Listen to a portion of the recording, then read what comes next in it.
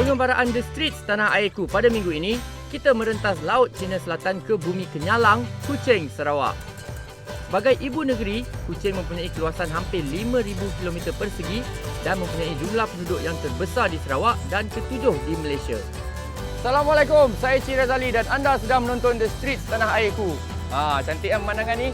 Inilah dia Bandar Kuching, menandakan kita dah pun sampai di Sarawak. Sarawak ni merupakan negeri yang terbesar di Malaysia dan mempunyai 27 kaum etnik dia. Maknanya dia memang kaya dengan sejarah, budaya dan kesenian. Banyak tempat menarik kita nak pergi ni. Apa kata kita mulakan pengembaraan kita di bumi Kenyalang ini.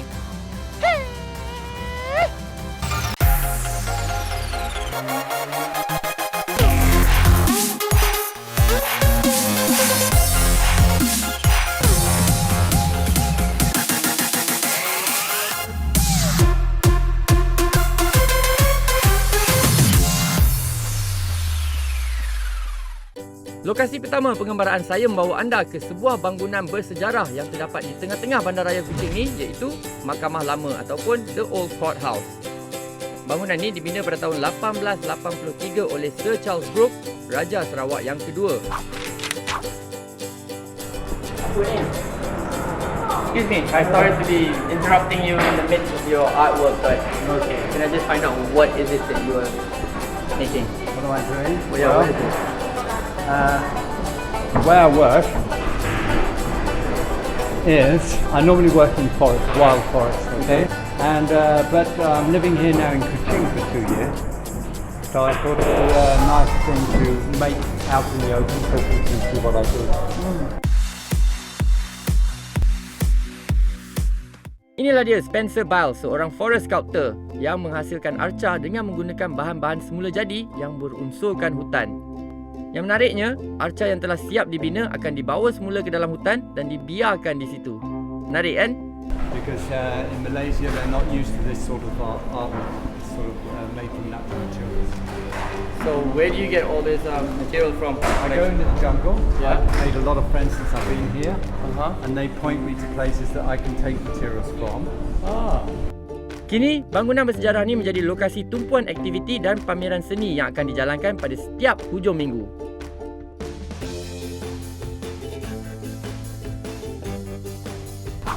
Nak cerita pasal kain tenun tu memang biasalah. Kita dah tengok dekat Semenanjung kan, ada kain tenun di Raja Pahang, kat belah Johor, kat belah Terengganu. Ni apa nama kain tenun ni kat Sarawak ni? Ini Tenun? kain tenunan puak kumuk. Puak kumuk. Puak Kumuk. Ya, kain puak kumuk. Nampak? Ya. Kain tenunan Puak Kumuk. Sekarang ni dekat Mahkamah Lama ni dia ada macam pameran tenun kan kat sini. Kat dalam ni semua kan? Ya, sampai 16 ya. Jadi sekarang ni nak tahu apa nama mesin yang buat ni, berapa lama nak hasilkan kain ni, nak siapkan ni? Tinggal siapkan 1 minggu lagi baru siap dapat cuan. Nak buat semua ni untuk Buat sebenarnya 3 bulan baru dapat cuan. ni yang Dia best ni kita berat-berat datang dekat bawa. Sarawak ni kan, sebab Sarawak dia memang Bawa kaya dengan dari budaya dan Sarawak. seni dia, dan bukannya daripada satu nak cakap kaum atau bangsa, dia ada pelbagai jenis puak kat sini dan setiap puak ada budaya dan seni dia sendiri. Kalau nak belajar lebih, datang sini. Terima kasih Kak. Okey. Boleh sambung buat sekejap, saya nak tengok sikit. Sambung buat sikit Kak. Okey. Panjang kain puak ni lebih kurang 40 hingga 50 cm dan reka corak ini dipercayai mempunyai pengaruh budaya masyarakat Anam di Vietnam beribu tahun dahulu.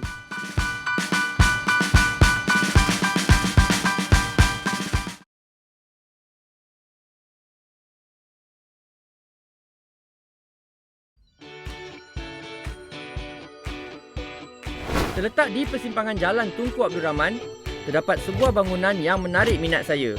Mana taknya tengok keunikan seni mural dia.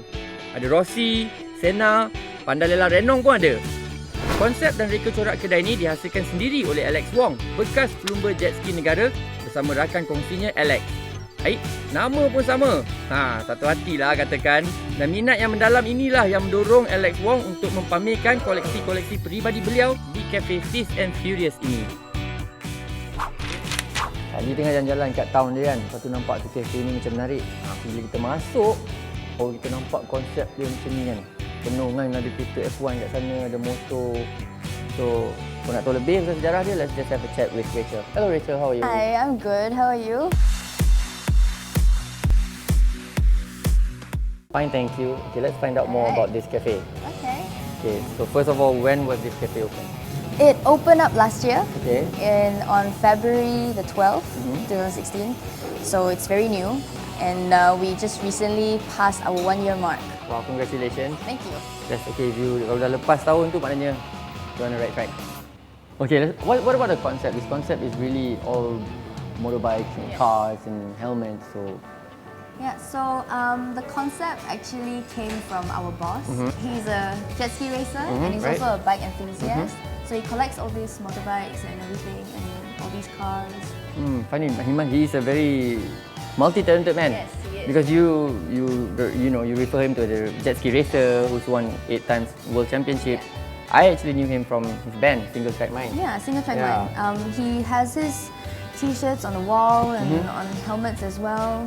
Dia sama-sama time lah juga dulu kan, Single Track Mind, OAG, Butterfingers, apa-apa semua. Tu zaman tu semua memang kita tengah rajin lah tengok dia orang semua kan. Selain menghidangkan makanan tengah hari dan malam, anda boleh juga datang bersarapan di awal pagi. Dah kenyang makan tu, bolehlah ambil gambar dengan koleksi-koleksi istimewa Alex Wong ni. Sempoi kan?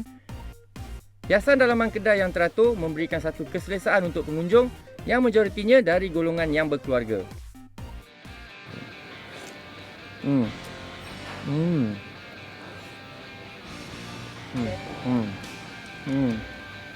Wow. Betul. I have tasted atas awak before. And this memang rasa ori. Really taste good. Yang pastinya, tempat ni memang sesuai kalau kita nak santai atau nak buat gathering. Yelah, dekat mana lagi kita boleh tengok koleksi kereta, motor dan helmet-helmet yang rare sambil dihidangkan makanan yang sedap-sedap. Inilah tempat dia.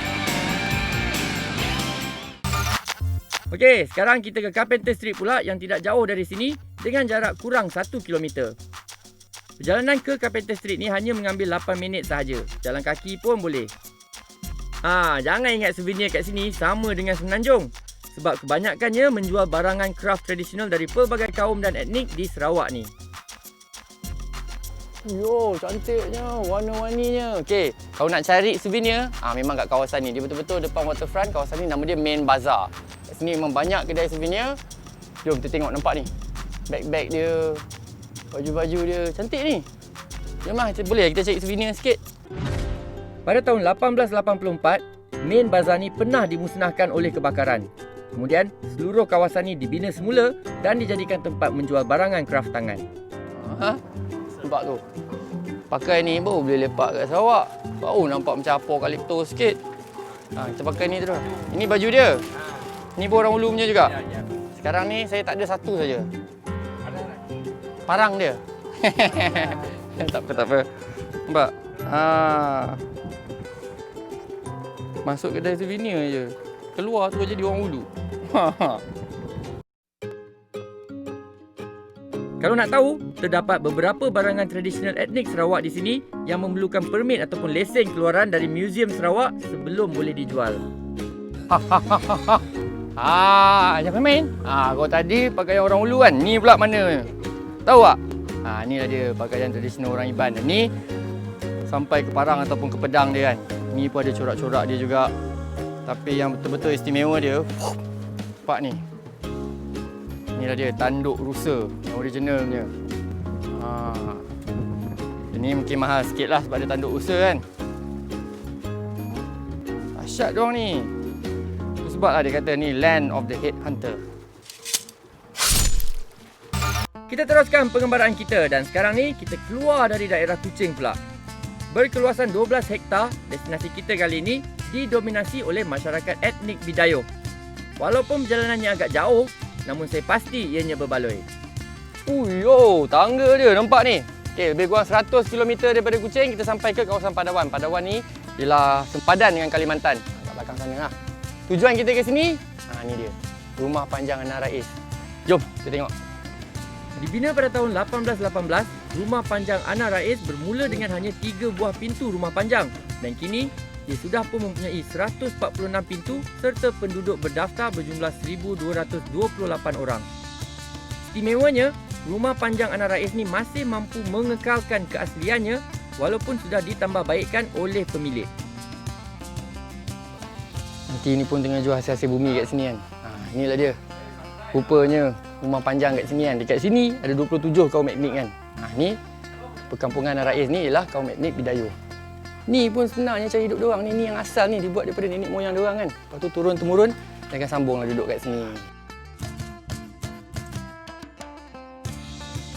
Oh yo, homestay pun ada, nampak? Macam kita ni kita datang melawat je lah. Tapi kalau macam anda semua nak datang, nak experience lebih, nak mendalami budaya dan adat kaum Bidayuh ni, boleh lah. Duduk kat sini kan. Dan kita jalan-jalan tengok dah lah. Kayu daripada asas-asas yang dikenali sebagai ironwood digunakan untuk kekuatan dan ketahanan. Manakala sebahagian besar lantai pula diperbuat daripada buluh kering yang perlu diganti setiap tahun. Nampak ni, dia head house ataupun panggahan. Inilah dia dipanggil rumah adat. Jadi kalau hari gawai, ada majlis keramaian, ada apa-apa upacara sembahyang, inilah tempat dia.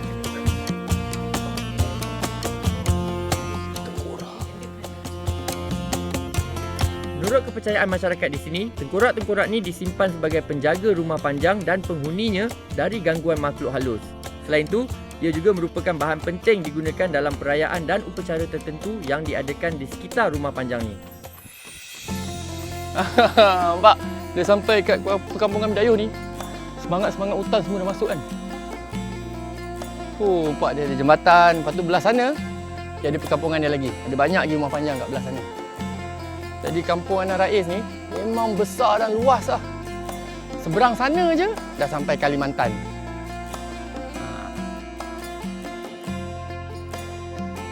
Kediaman sepanjang 500 kaki ini masih relevan dalam mengekalkan keharmonian hidup berkelompok masyarakat Bidayuh. Inisiatif pelbagai pihak termasuk Kerajaan Negeri Sarawak berjaya menjaga identiti asal pelbagai etnik di sini. Muzik ni kan sebenarnya satu benda yang sangat-sangat unik dan universal. Biarlah orang tu hidup dalam hutan sekalipun, kita tak akan cari untuk buat peralatan muzik kan. Nampak ni, ni nama dia piratong. Membuat dengan buluh dia. Bunyi dia lebih kurang macam ni. Jadi kepada siapa yang ingin merasai sendiri cara kehidupan masyarakat Bidayuh Sarawak, bolehlah datang sini. Hanya RM8 seorang sekali masuk. Macam tu rupanya kehidupan diorang kan. Kita ni pun asyik duduk kat bandar je, keluarlah tengoklah juga Malaysia. Datang kat tempat-tempat macam ni, baru kita boleh kata kita ni semua duduk Malaysia. Jom pergi sana juga.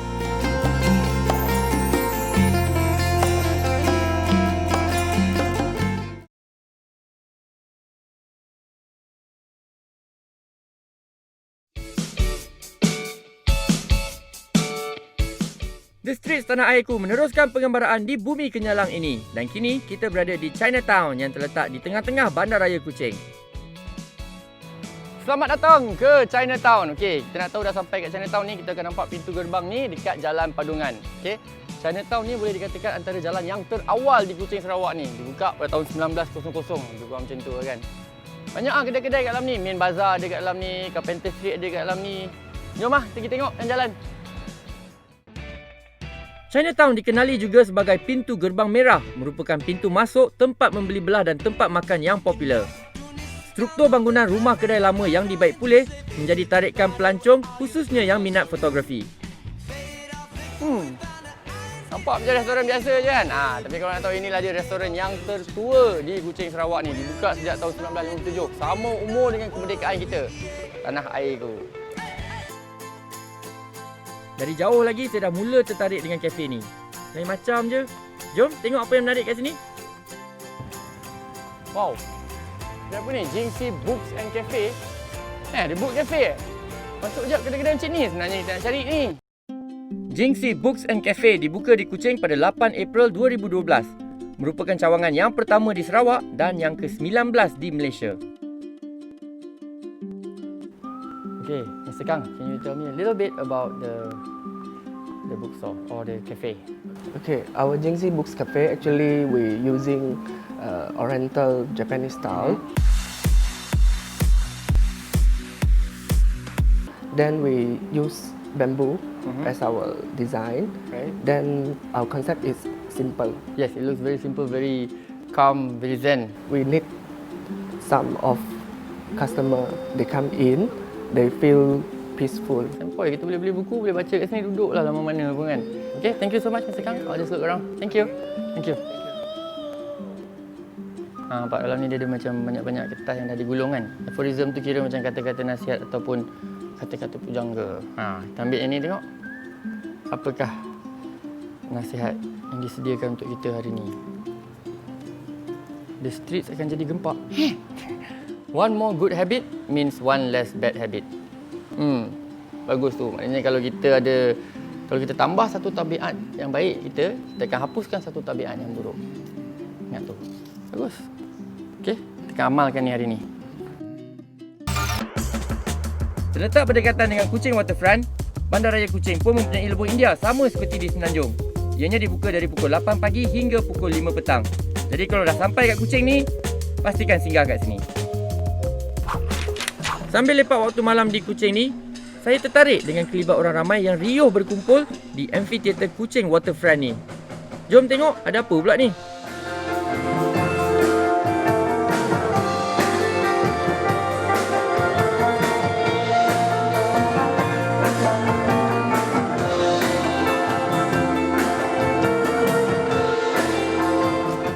Hey guys, I love your music man. Great music, great performance. Ni baru sikit kan? Ni baru sikit. Cuba cerita sikit, sebenarnya ni adalah untuk Rainforest World Music Festival. So cerita sikit apa yang berlaku malam ni dekat sini. Okey, malam ini apa yang berlaku adalah preview serba sedikit isi kandungan yang berlaku pada World Music Rainforest nantilah. Okey, so saya nak tanya sikit pasal muzik dia pula. Sini dia ada sapil, lepas tu dia ada yang macam apa nama ni? Tabla, gendang apa ni? Djembe. Okey, so semua ni muzik dia. Siapa yang buat muzik dia tu? Okey, Gabungan dia tu ada sedikit unsur-unsur elemen daripada first of all kami adalah kami mengatakan diri kami ini adalah experimental world music band. Yes, dari Sarawak.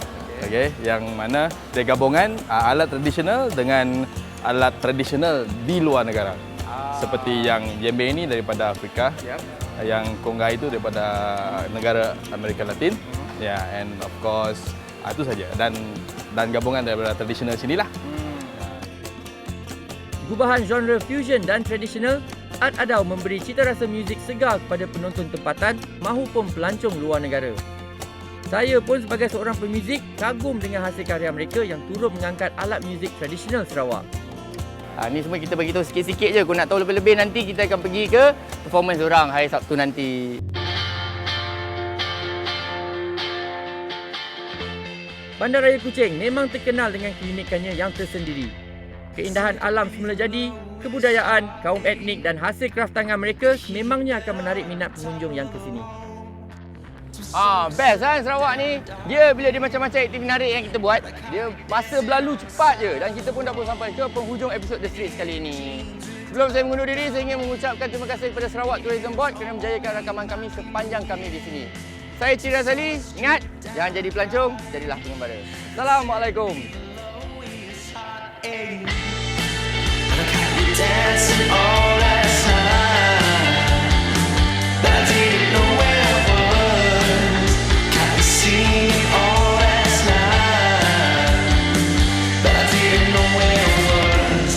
Said it'd be the lowest high.